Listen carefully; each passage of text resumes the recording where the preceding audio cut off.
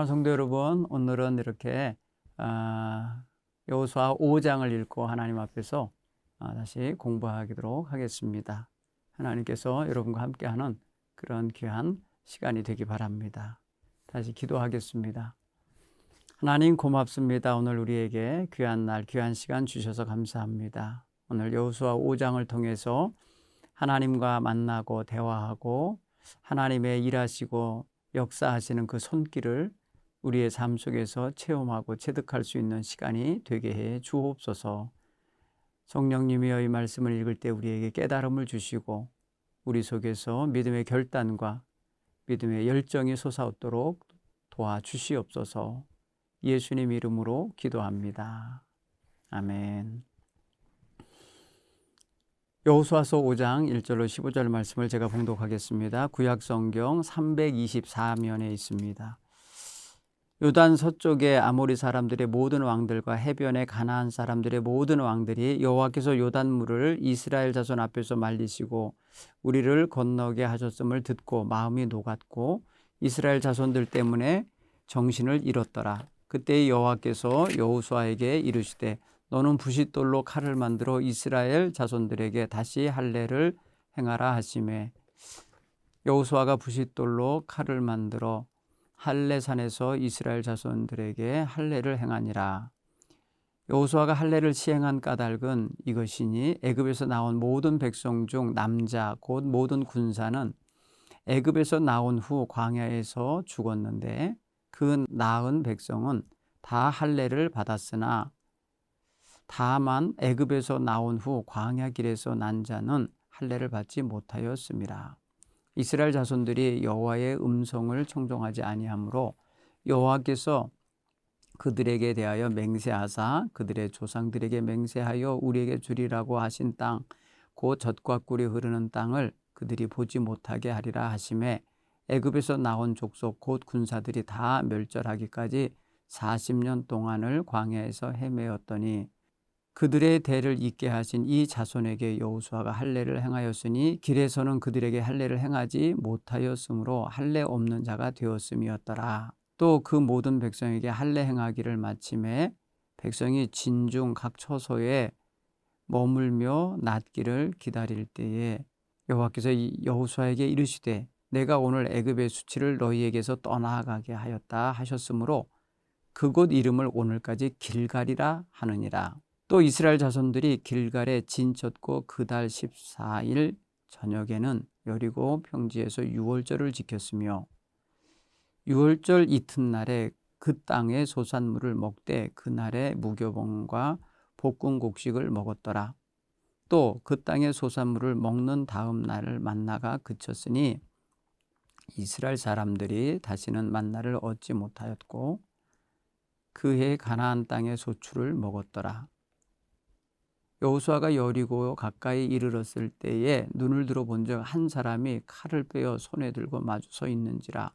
여호수아가 나가서 그에게 묻되 너는 우리를 위하느냐 우리의 적들을 위하느냐 하니 그가 이르되 아니라 나는 여호와의 군대 대장으로 지금 왔느니라 하는지라. 여호수아가 얼굴을 땅에 대고 엎드려 절하고 그에게 이르되 내 주여 종에게 무슨 말씀을 하려 하시나이까. 여호와의 군대의 대장이 여호수아에게 이르되 네 발에서 신을 벗으라. 네가 선 곳은 거룩하니라 하니 여호수아가 그대로 행하니라. 아멘. 사랑하는 성도 여러분, 오늘 우리가 여호수아서 5장을 읽었습니다. 여호수아 5장의 이야기를 보면은 크게는 세 가지 이야기가 나옵니다. 첫째는 이스라엘 백성들이 이제 광야 세대에 곧 광야에서 태어난 그 젊은 세대에게 할례를 행하라 하시고 그 할례를 행하는 일에 대한 이야기가 나오고요. 두 번째는 그곳에서 유월절을 지켰다라고 하는 이야기가 나오고요. 세 번째는 이제 여리고 성을 점령하기 이제 들어가려고 할 때에 하나님의 군대 대장을 만나서 그에게 인사하는 장면이 나옵니다. 요 세 가지 이야기를 가지고 오늘 가나안 진입에 대하여 함께 공부를 할게요. 거기서 중요하게 다루고 있는 이야기가 되는 할례와 그 할례를 그 적진 앞에서 행하게 되는 데 있어서 이스라엘 백성의 믿음, 하나님에 대한 절대적인 믿음과 순종에 대하여 주된 테마를 가지고 이야기를 나누겠습니다. 여러분, 할례는요, 창세기 17장에서 보면은 아브라함이 그와 그의 가정의 모든 남자에게 행함으로써 시작되어지는 하나님의 언약 백성에게 주어지는 그런 언약의 표식으로서 하나님과 언약의 관계 속에 있는 백성이라는 이 인식표로서 그러한 몸에 상처를 내는 그런 의식이었어요. 할례는 남자들에게 주로 행했던 예식인데 남자의 포피를 떼어내는, 잘라내서 그곳에 상처를 간직하게 하는 그런 의식이에요. 굉장히 고통스럽고 잘못하다가는 죽는 수도 있다고 그래요. 왜냐하면 그 염증으로 발전하면 죽게 되겠죠. 그러한 상황에 위험한 일이고, 그리고 모든 남자들이 이렇게 할례를 동시에 받으면 그 공동체는 굉장한 힘을 잃습니다. 순간 전투력이나 모든 군사력이 말 그대로 해제당한 것과 똑같은 상황을 맞게 됩니다. 그런데 하나님께서 이스라엘 백성들을 가나안 땅에 발을 들여놓고 난 지 사흘 만에 그러한 할례를 하게 했다. 이것입니다. 굉장히 위험한 장소거든요. 적들이 있는 땅에 들어와서 무장 해제 당하는 것과 같은 그러한 신체적 고통을 느끼면서 며칠간을 누워 있어야 되는 그러한 할례를 동시에 전 군사에게 다 행한다는 것은 여호수아와 그의 군대가 하나님에 대한 절대적인 믿음이 없이는 할 수 없는 그런 엄청난 일이었다라는 걸 오늘 우리가 느끼면서 이 말씀을 좀 묵상해야 되겠어요. 우리가 성경을 읽다 보면은 하나님이 하시는 일을 때로는 인간의 합리적인 생각이나 이성 가지고 판단할 수 없을 때가 종종 있습니다. 하나님이 왜 이런 시점에 이런 일을 하라 하실까? 이렇게 생각할 때에 도저히 납득이 안 되고 그 말씀을 받은 사람이 갈등하게도 되고 내지는 의심하게도 되고 두려워하게도 되는 그런 상황들의 일들을 하나님이 종종 명령하고 계실 때가 있어요. 정말 그런 게 여러분 성경을 읽으면서 많이 발견될 겁니다. 특별히 여러분 창세기 21장 보면 아브라함에게 주신 아들을 번제물로 바치라고 할 때 여러분 굉장히 납득이 안 가는 그런 명령을 하시잖아요. 근데 우리가 알다시피 그 속뜻이 있죠. 하나님은 아브라함에게 하나님에 대하여 어떤 믿음을 갖고 있는지, 그의 사랑하는 독자보다 하나님에 대한 명령에 더 순종할 수 있는 믿음이 있는지 확인하시는, 시험하시는 장면이 나오잖아요. 오늘 이 여호수아 5장에 나오는 이스라엘 백성 전체에게 길갈에서 할례를 받게 하라고 하시는 이 명령 또한 사실 적진 앞에서 무장 해제하고 누워 있으라고 하는 그런 명령과 같기 때문에 굉장히 납득이 안 되는 그러한 명령일 수도 있어요. 그런데 오늘 성경을 우리가 곰곰이 묵상해 보면 이렇게 하라 하신 이유가 있다라는 걸 알 수 있어요. 자, 한번 좀 살펴볼까요? 먼저 여러분, 이스라엘 백성들이 할례를 받는 그때에 그 상황, 이스라엘 백성에게만 초점을 맞추면 그들은 다 고통 중에 누워 있어야 될 상황이지만 그 주변의 적들의 상황을 보면 어떻게 돼 있다고 오늘 1절에 말하고 있나 한번 보세요. 요단 서쪽, 그러니까 요단강 건너온 쪽이에요. 요단 동쪽은 지금 두 지파 반이 남아있는 땅이라 이미 그 땅은 정복이 됐어요. 근데 요단 서쪽 아직 정복되지 않은 땅에 있는 아모리 족속들의 모든 왕, 여러 왕이 있어요. 그 여러 왕들과 해변의 가나안 족속들의 모든 왕들, 모든 왕들이라고 표현 복수예요. 그러니까 이 족속들이 여러 개 있었기 때문에 가나안 땅에 7족속 있잖아요. 어제 지난주에 우리 함께 읽어보면은 나오는데 가나안 족속, 헷 족속, 히위 족속, 브리스 족속, 기르가스 족속, 아모리 족속, 여부스 족속 등 이런 족속들이 여러 족속이 있잖아요. 이 족속들을 이끄는 임금들이 하나님께서 요단강 물을 이스라엘 백성 앞에서 말리시고 마른 땅으로 그들을 건너오게 하셨다. 이 소리를 듣고 마음이 녹았고 정신을 잃었더라. 이렇게 1절에 선포해 줍니다. 그건 뭐예요?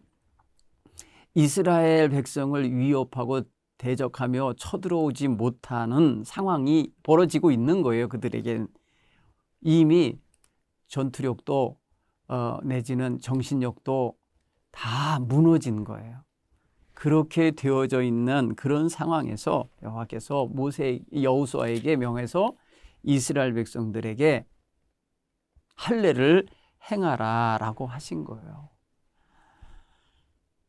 여러분, 그러니까 이제 하나님이 한쪽에는 한쪽 손으로 누르고 계신 거죠. 적들을 한쪽에 다스려 놓고 계신 거죠. 저들의 마음에 두려움과 간담이 서늘하게 녹아내리게 만들어 놓으신 다음에 이스라엘 백성들을 지금 하나님과 언약의 관계에 있는 백성인 것을 지금 확인시키는 그 몸에 표식을 하게 하는 할례를 행하게 하는 거예요. 오늘 성경 보면 할례도 정말 무지막지하게 행하는 것 같은 느낌이 드는 게 뭐냐면 너는 부싯돌로 칼을 만들어 그랬어요.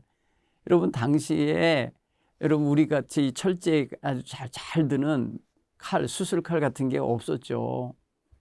여러분 고대의 그 시대가 아마 이게 이제 역사적으로 보면 청동기 시대에서 철기 문화로 이제 넘어오는 시절이라고 그러는데 여러분 그 시대에 저들에게 가진 예리하고 깨끗한 그런 칼이 없었어요. 그러니까 뭐예요? 그냥 원시적으로 부싯돌을 잘 갈아서 그거를 날카롭게 해서 그걸로 피부를 잘라내야 되는 그런 거예요. 그러니까 얼마나 아팠겠어요. 예. 이런 할례를 하게 한 거예요. 그러니까 이스라엘 백성이 이런 상황에서 순종을 했다는 거예요. 여러분 성경 보세요. 3절에 여호수아가 부싯돌로 칼을 만들어 할례산에서 이스라엘 자손에게 할례를 행하니라. 행했다는 거잖아요. 행하라는 명령을 받은 걸로 끝난 게 아니고 행했다는 거예요. 이거 굉장히 어려운 일이었을 텐데 했어요. 자, 일단은 순종했어요. 3절 순종했어요. 여러분 2절 명령이에요. 하라. 순종 이제 할례 하라 하는 명령이 떨어지자마자 3절에 바로 순종했어요. 이거 보면요. 명령과 행동 사이에 갈등이나 의심이나 불만이나 항변이나 의문을 갖고 있지 않다는 거예요. 굉장히 어려운 일인데 그리고 굉장히 두려운 일이고 그리고 적들 앞에서 무장해제하면서 꼼짝 못하고 며칠간을 누워 있어야 되는 그러한 기가 막힌 아픔이 있는 일인데 그것도 한두 명도 아니고 모두가 다 그래야 되는데 얼마나 여러분 이게 절대적인 하나님에 대한 믿음이 없이는 행할 수 없는 일이라는 게 느껴지십니까?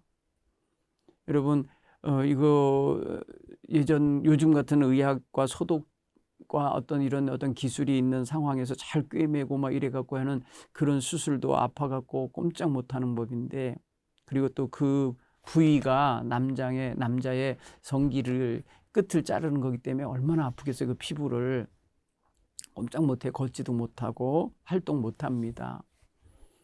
그러면 이들 마음속에 기본적으로 있는 게 뭐여야 되겠어요? 자신들을 보호해 주시는 하나님에 대한 절대적인 믿음이 있어야 되는 거예요.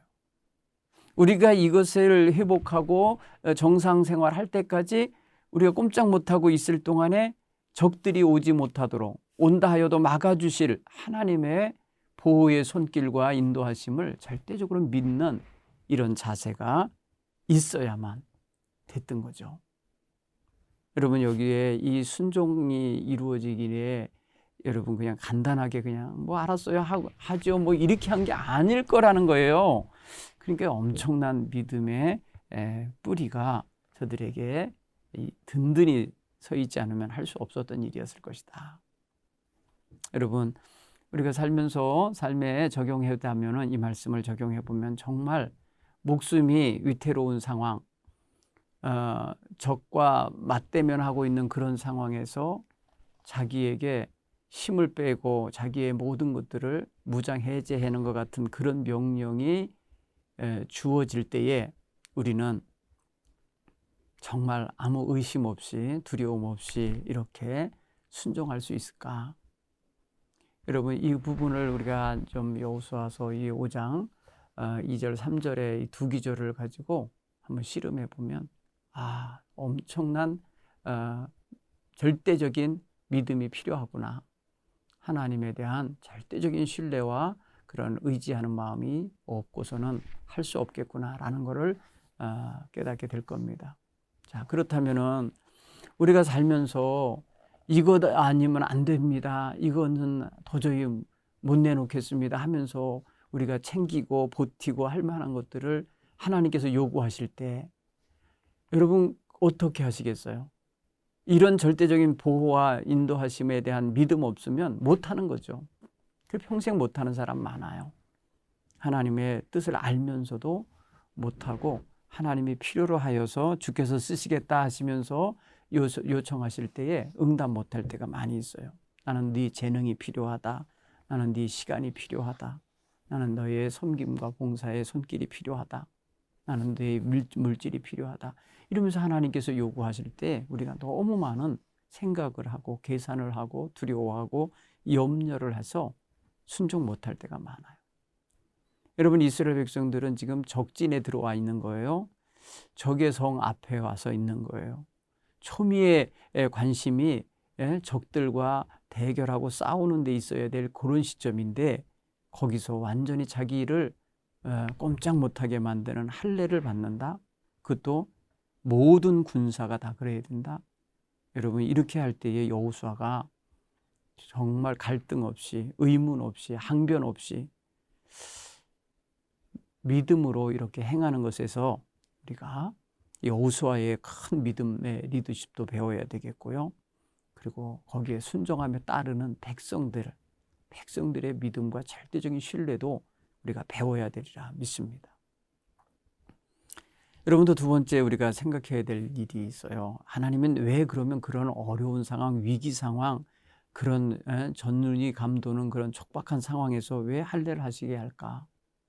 하나님은 전쟁보다 더 중요하게 여기신 게 뭐가 있어요? 한번 읽어볼까요? 4절에 보면 여호와께서 할례를 시행하게 한 까닭은 이것이니 애굽에서 나온 모든 백성 중 남자 곧 모든 군사는 애굽에서 나온 후 광야에서 죽었는데 그 나온 백성은 다 할례를 받았으나 다만 애굽에서 나온 후에 광야에서 난 자는 할례를 받지 못하였습니다.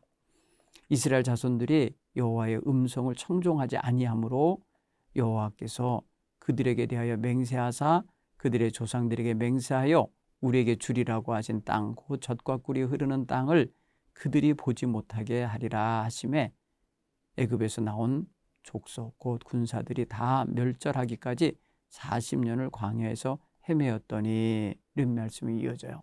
여기 보면은 무엇이 있다고 그러냐면 하나님께서 애굽에서 나온 백성들은 다 할례를 받게 했었거든요. 그런데 이 사람들이 결국 뭐 했어요? 하나님의 언약을 맺은 백성임에도 불구하고 뭐 했냐? 하나님의 음성을 청종하지 아니함으로 광야에서 다 죽었다 이거예요. 여러분 이스라엘 백성이 광야에 나온다고 한 것은 뭐예요? 애굽과의 단절을 하고 새 백성으로서의 삶을 출발한 거거든요. 그런데 그 중간에 뭐가 있냐면 하나님이 그들과 언약을 맺으면서 너희는 내 백성이 되고 나는 너희 하나님이 되리라 하는 이런 언약 관계를 맺었거든요. 이거는 생명을 가지고 지켜가야 될 언약이었어요. 그리고 이것은 쌍방 언약인 거예요. 하나님께서는 우리의 하나님이 되시고 우리는 하나님의 백성이 되는 이런 언약의 관계였다고요. 그런데 이것의 관계를 이스라엘 백성들, 애굽에서 나온 사람들은 하나님의 음성을 청종하지 않음으로 깼다는 거죠. 그 깬 결과 그들은 젖거꾸리 흐르는 약속의 땅을 보지도 못하고 들어보지도 못하고 광야에서 다 죽었다 이거예요. 그러므로 이제 그들의 대를 잇게 한 그 자손을 할례를 받게 함으로 다시 그들과 언약 관계 속에 서시기를 원하시는 거예요. 여러분, 지금 전쟁의 승패를 가름하는 전쟁이 중요한 게 아니고 그 전쟁을 수행하여 그 땅을 차지할 백성과 하나님의 관계를 먼저 정립하셔야만 했던 거예요. 그래서 하나님께서 이스라엘 백성으로 하여금 너희가 나를 절대적으로 믿고 의지하며 나와의 언약 관계 속에 있는 백성임을 너희 몸에 새기라는 거죠. 새겨 놓으라는 거예요. 몸에다가 아주 표식을 만들어 놓으라는 거예요. 흉터를, 상처를 만들어서 그것을 늘 기억하게 하라는 그런 명령과 같은 거예요, 결국은. 그래서 하나님은 이들에게 당장 땅을 차지해서 먹고 싶고 마시고 싶은 거 다 마음껏 먹게 하는 게 중요한 게 아니었어요. 하나님과의 관계를 먼저 정립하고 그 하나님의 언약에 따라서 살아가는 백성이 되게 만드는 게 더 중요하신 거죠. 그러니까 전쟁의 승리 급하지 않아요. 어차피 그 땅은 하나님께서 그들에게 주시겠다 약속한 땅이기 때문에 전쟁하여서 그 땅을 차지하고 그 땅의 소유물을 갖는 것은 그렇게 급한 일이 아니에요. 더 근본적으로 급하고 근원적인 일은 하나님 앞에 바로 서는 거고 하나님과의 관계를 온전히 맺는 거예요. 두 번째 또 어떤 것의 의미가 있냐면은 9절에 보면 여호와께서 여호수아에게 이르시되 내가 오늘 애굽의 수치를 너희에게서 떠나가게 하였다 이렇게 표현했어요. 그건 뭐냐면 할례를 통하여서 애굽의 어떤 그런 수치스러운 애굽과의 관계 속에서 가졌던 수치스러운 일들을 다 굴러가게 했다. 다 떼어서 버리게 됐다라는 그런 의미에서 할례를 새로운 의미 부여를 하셔서 하게 한 겁니다. 여러분, 여기에서 그 애굽의 수치라고 하는 것을 우리가 생각해 보면은 이들이 애굽에서 당한 게 뭐였습니까? 430년 동안 그곳에 머물면서 하나님의 고귀한 백성, 언약의 백성이 노예화됐었잖아요. 그 노예 생활했었던 것은 굉장히 저들에게는 수치스러운 역사고 기억하고 싶지 않은 그런 역사 아니겠어요. 그래서 하나님께서 이스라엘 백성들을, 특히 새 백성들, 신세대들을 가나안 땅에 들여보내면서 애굽에 관계된 것들을 청산하게 하는 거예요. 수치를 떠나가게 하시면서 새 시대가 도래했음을, 새로운 가나안 시대에 들어왔음을 선포하시고 거기에 맞는 그런 백성으로서의 정체성을 정립시켜 주시는 그런 계기가 되게 하셨다는 거예요. 여러분, 이건 굉장히 중요하게 하나님께서 여기신 거라는 걸 알 수 있어요. 네. 여러분, 목숨을 걸고 있는 그런 위태로운 상황에서 할례를 행하게 하신 목적, 하나님과의 언약관계 정립과 또 애굽에서의 수치스러웠던 과거의 역사를 완전히 수치를 제거하고 거기서부터 떠나게 하시는 그런 은혜죠. 물론 이스라엘 백성이 애굽에서 나와서 바로 가나안 땅에 들어왔으면 얼마나 좋았겠어요. 그렇지 않고 저들이 40년 동안을 광야를 방황하고 헤매는 시간을 가져야만 했잖아요. 이것도 어찌 보면은 이 신세대에게 있어서는 바로 구세대인 바로 부모 세대, 조부모 세대가 하나님 앞에서 실패한 거잖아요. 언약을 지키지 않았고 그 음성에 청종하지 아니하였던 부끄러운 역사잖아요. 그것도 역시 제거하는, 그것과의 관계를 끊는 그러한 관계, 그러한 청산의 의미도 우리가 생각해 볼 수가 있다는 것을 알 수 있습니다. 자, 두 번째로 큰 사건 하나가 이제 진행되는 게 뭐냐면 길갈이라는 곳에 진치고 그달 14일 저녁에 여리고 평지에서 유월절을 지켰다는 것입니다. 여러분, 유월절을 지키는 그 행사가, 유월절 행사는요, 지금 요 자리까지 생각하면 한 3번 정도 있습니다. 출애굽기 12장에서 유월절 행사를 하죠. 그래서 문설주에 양의 피를 발라 놓고 그 집 안에 들어가서 출발하기 전에 양을 잡아서 다 서서 여행할 준비를 하는 행구를 다 갖춘 상태에서, 행장을 다 갖춘 상태에서 먹었어요. 그런가 하면은 여러분, 민수기에도 보면은, 민수기 9장인가요? 보면은 또 유월절 행사를 합니다. 광야에서. 그리고 3번째 유월절을 바로 여기 여호수아서에 들어와서 이제 가나안 땅에서 갖는 그런 유월절 행사의 모습을 보게 됩니다. 사실은 유월절은 매년 지켜야 될 절기잖아요.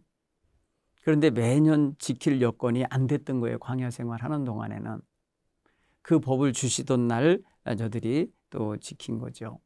그리고 이제 본 땅, 이제 약속의 땅에 들어와서 가장 먼저 절기를 지키게 됐는데, 시점이 그렇게 된 거예요.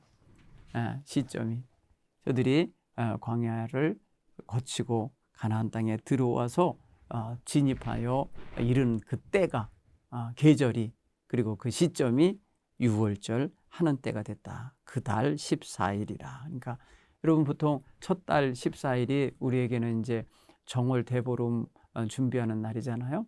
근데 이스라엘 백성에게서는 그날이 유월절을 준비해서 먹는 날이었어요. 그들에게 있어서 그날은 저들이 애굽에서 나온 날을 기억하게 하는 그런 절기이죠. 결국 뭐예요? 하나님의 구원의 손길로 인하여 그들이 구원받았음을 기억하면서 먹는 식사, 그리고 절기예요. 바로 이어지는 게, 그 다음 날부터 이어지는 게 뭐예요? 무교절이잖아요. 7일 동안 무교절을 지켜서 무교병을 먹고 쓴나물을 먹는 광야 생활을 저들이 이제 기억하는 절기로 이어지죠. 그런데 여러분, 이것을 가나안 땅에 가서 들어와서 첫 번째 행하는 일과 이 절기와 그들이 가나안 땅에 들어오기 전에 광야에서 하나님께서 공급하신 그 만나를 먹는 일과의 관계도 끊어지는 날이 돼요. 여기서는 뭐냐면 유월절 그 행사를 지내고 난 그 이튿날 저들이 먹은 식사가 뭐였냐? 가나안 땅에서 난 소산을 먹었다고 성경은 되어 있어요. 11절에 보니까 유월절 이튿날에 그 땅의 소산물을 먹되 그날의 무교병과 볶은 곡식을 먹었더라. 가나안 땅에서 생산된 걸 먹었다는 거예요. 그 땅의 것. 또 그 땅의 소산물을 먹은 다음 날 만나가 그쳤다. 그러니까 이제 하나님이 이슬과 함께 같이 내려주던 그런 만나는 이제부터 먹지 못하게 된 거예요. 이스라엘 사람들이 다시는 만나를 얻지 못하였고 그 해에 가나안 땅의 소출을 먹었더라. 여러분, 여기서 보세요. 하나님이 식량을 이제 바꿔놓으시는 거예요. 그동안 하나님께서 만나라고 하는 것으로 광야 식량을 주셨었는데 이제 광야 생활이 끝났음을 말해주는 거예요. 광야 생활과의 이제 단절이 되고 있음을 저들이 할례를 통해서도 끊고 유월절을 통해서도 선포하고, 그리고 만나 공급을 중단하시면서 그 땅의 소산을 먹고 살도록 하는 새로운 먹거리 통로를 열어주신 거예요.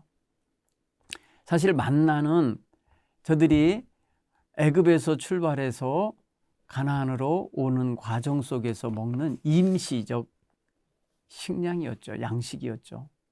하나님께서 그 고통스러운 광야를 거치는 동안 살아남도록 주신, 하나님이 주신 특별한 양식이었던 거잖아요. 이제는 하나님이 약속하신 젖과 꿀이 흐르는 땅 가나안 땅의 소산물을 먹으며 저들이 시작하게 한 거예요. 자, 그러면 여러분, 여기서 우리가 느낄 수 있어요. 하나님께서 그 땅에 첫 소산을 먹게 했다. 그런데 여러분 보세요. 소산을 먹었다는 소리는 이미 추수된 거, 곡식을 먹은 거 아니겠어요? 그럼 그거 어디서 났겠어요? 자기네들이 심었나요? 보십시오. 이스라엘 백성들은요, 가나안 땅에 들어왔을 때 농사 지어서 자기네들이 농사 지은 것을 먹고 유월절을 지킨 게 아니라는 거예요. 이미 그 땅에 있는 것을 정복해 가면서 이제 먹게 되었음을 의미하는 거죠. 자기들이 농사진 게 아닌 거예요. 그러니까 첫 번째 유월절을 행사하면서 먹은 곡식들, 그 땅에 밀가루나 보리로 만든 무교병, 그런 떡은요, 자기네들 걸로 한 게 아니라는 거예요. 하나님이 새롭게 주신 거예요. 그 땅의 것을 다 하나님이 그들에게 주시겠다 하셨기 때문에 그 땅에 새로운 양식을 주셨음을 선포해 주시는 거죠. 여러분, 하나님이 하시는 은혜의 방법은 다양합니다. 여러분, 우리가 어려서 부모님에게로부터 공급받았던 것들이 있는가 하면 우리가 성장하면서 우리 손으로 벌어서 지어서 먹는 양식이 있죠. 다르지만은 결국은 하나님이 우리에게 부여해 주시는 소산이고 축복이죠. 하나님께서는 우리가 때를 따라 돕는 은혜를 주시는데 이렇게 은혜의 방편과 은혜의 수단들이 바뀌는 거죠. 다른 형태로도 주어지는 거예요.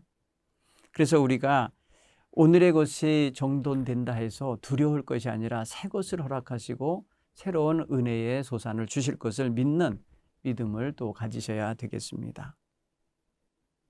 그리고 여러분, 유월절을 통해서 하나님의 구원의 역사를 그들이 신세대와 함께 경험하고 있는 거 아닙니까? 이 신세대에게 무엇을 또 가르치는 계기가 됐겠어요? 애굽에서부터 하나님의 은혜로 구원받았음을 선포해 주는 날이 되는 거예요. 첫 번째 신앙교육이 이루어지는 것 같아요. 절기로 인하여 민족 전체가 함께 자손들에게 하나님이 우리를 이날 이 절기의 때에 애굽에서 구원해 주셨다고 하는 말을 선포해 줄 수 있는 그런 날이 된 거예요. 동시에 그러니까 새 양식도 먹는 것이지만은 자녀들, 그 신세대에게 새 교육을 시키는 날이 되기도 한 거예요. 얼마나 중요한 의미가 있습니까? 그렇죠? 오늘 우리가 그런 면에 있어서 여호수아가 길갈에서 행하는 할례, 길갈에서 행하는 첫 번째 유월절, 이것은 바로 하나님과 언약의 관계를 재정립하는 것과 애굽의 관계를 청산하고 끊는 것과 새로운 세대에게 하나님이 새롭게 공급하시는 양식을 가지고 하나님의 구원의 역사를 설명해 주고 가르칠 수 있는 계기가 됐다는 것이죠. 세 번째 커다란 또 사건 하나가 있는데, 여호수아가 여리고에 가까이 이르렀을 때에 하나님이 보내신 하나님의 군대 장관 하나가, 대장 하나가 나타났어요. 여러분, 여호수아는 뜻밖의 사람을 만난 거예요. 그래서 그에게 물었어요. 당신은 우리 편입니까? 적들을 위한 편입니까? 라고 물었어요. 당신은 우리를 위하는 자입니까? 아니면 적들을 위한 자입니까? 그랬더니 나는 아니다. 나는 여호와의 군대의 대장으로 왔느니라. 지금 왔느니라. 지금 왔느니라 단어를 썼어요. 여러분 보세요. 이제 전쟁이 이제 임박해지니까 하나님이 그 전쟁 도우실 군대 대장을 보냈다는 거예요. 여러분, 대장이 올 때 몸 한 사람만 오겠습니까? 여러분, 여기 우리는 지금 그래서 좀 영의 눈을 가지고 봐야 돼요. 대장이 이끄는 군대가 이스라엘 백성 곁에 온 거죠. 그렇게 보면 얼마나 큰 군대, 하늘의 군대가 지금 여호수아와 그 백성을 보호하고 그 가는 길에 동행하고 계신가 알 수가 있잖아요. 여러분, 오늘 우리가 정말 우리의 삶을 새롭게 하나님 명령을 따라 행하며 가는 길에는 하나님 결코 우리를 홀로 가게 하지 아니하시고 반드시 우리를 지키시고 도우시는 이러한 하나님의 군대 대장 같은 천사도 보내주시고 우리의 도울 자들을 붙여주시는 것을 깨닫게 되기 바랍니다. 자, 여호수아는 이렇게 요단강을 건너서 와갖고 행한 몇 가지 일들이 있죠. 제일 먼저 행한 일은 요단강에서 가져온 돌로 길갈에 돌탑을 쌓았던 거 아시죠? 지난주에 우리 함께 공부했어요. 기부의 신앙의 표지석들이에요. 하나님이 우리를 요단강을 마른 땅으로 건너겠다는 증거물들을 놓고 자녀들에게 이 다음에 그 돌의 의미를 알려주도록 하는 의식을 했고, 그 다음에 하나님 명령을 따라서 여리고 평지에 이르러 그곳에서 할례를 행했다. 모든 남자에게 할례를 행했다라는 사실. 그리고 그들이 어느 정도 회복됐을 때 이제 그달 14일에 무슨 일이 있었냐? 유월절을 같이 했다. 유월절 행사. 첫 번째 가나안 유월절 행사. 가나안에서의 양식을 먹으며 가나안의 곡식을 먹으며 행하는 이 유월절과 무교절 행사를 했다. 바로 하나님이 약속하신 대로 젖과 꿀이 흐르는 땅에 들어와서 구원의 역사를 그 몸으로 체득하고 그 음식으로 체득하는 그런 날이 된 거예요. 그리고 그걸 통해서 자손들에게 신앙 교육을 할 수 있는 하나님의 구원의 역사가 이와 같다라고 하는 증거할 수 있는 시간을 갖게 됐다는 것이죠. 그리고 하나님의 군대 대장을 만나서 이제 싸울 준비를 든든히 하게 되는 이러한 하나님의 귀한 백성의 모습을 보게 됐습니다. 사랑하는 성도들, 오늘 말씀을 가지고 이제 여러분 자신의 삶 속에 적용해 보시기 바랍니다. 나의 삶에 있어서 하나님이 순종하라고 요구하시는 순간에 불리하고 어렵고 위기가 있고 두려운 상황에서도 여호수아와 그 백성처럼 순종할 수 있을까?